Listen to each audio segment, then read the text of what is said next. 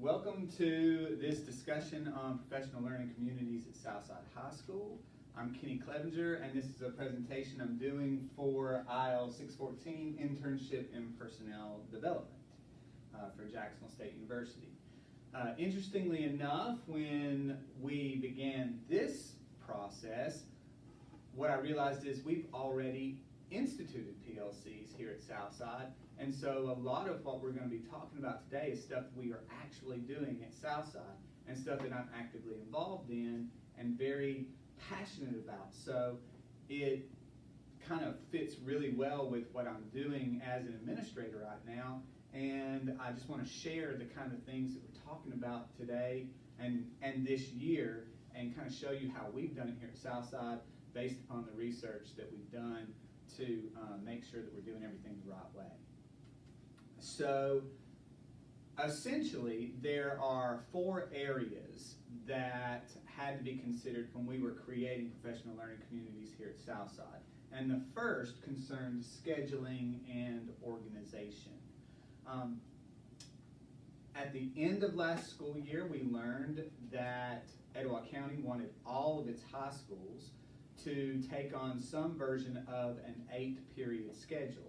And at first that seemed like a very daunting task, and so we did what any administrative team would do. We reached out to other schools who were already on that system.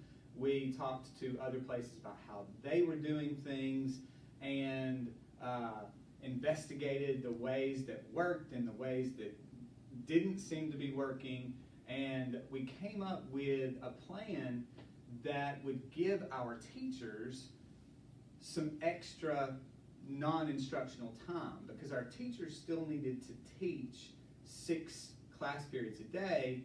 That gave them 2 non-instructional periods in a day. And so rather than devoting all of that time to planning time, what we decided was that we would incorporate some professional learning opportunities during the school day and during the school year to give teachers a chance to have professional development while they're at school, and to also build a sense of community and work on our school climate and ultimately our school culture to affect school improvement.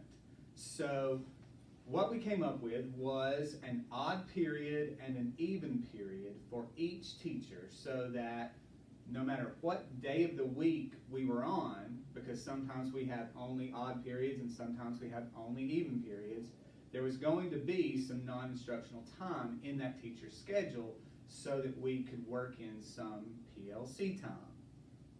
Once we had that done, and that was quite a task in and of itself, then we were ready to begin to choose the groups and really organize who was going to be working together during a PLC.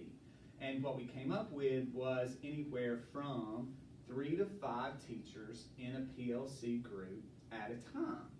And so far it's worked really, really well, because we've been able to do a lot of those things that we as an administrative team were hoping to be able to accomplish, and teachers have given us lots of positive feedback.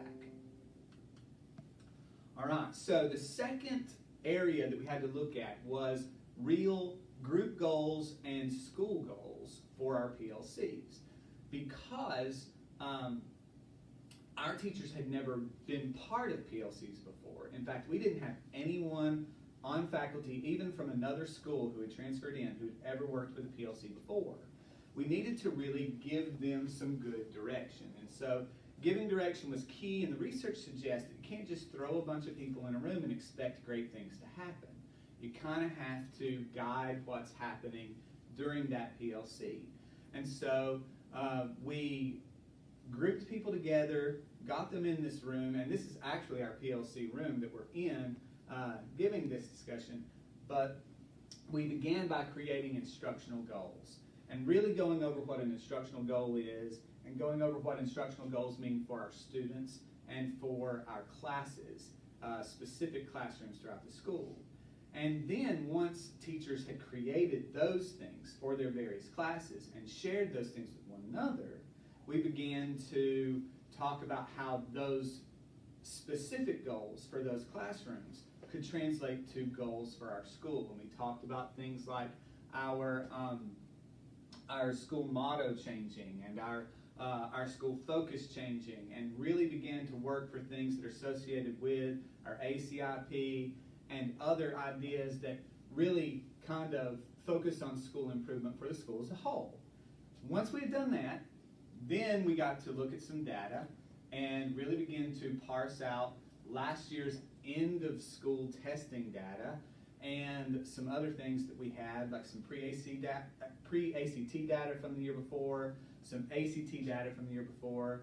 And as we've moved forward and new data has become available to us through things like STAR testing and Scantron achievement data, we've been able to have real conversations about how we can move these goals into things that we can actually use in the classroom. And so for the first time, our teachers have gotten a chance to look at how the data for their specific classrooms really affects the school as a whole. And so when we talk about whole school impacts, we're able to talk in this room with various teachers about the ways that things they are doing affect other teachers and our students, which of course is the reason that we're all here.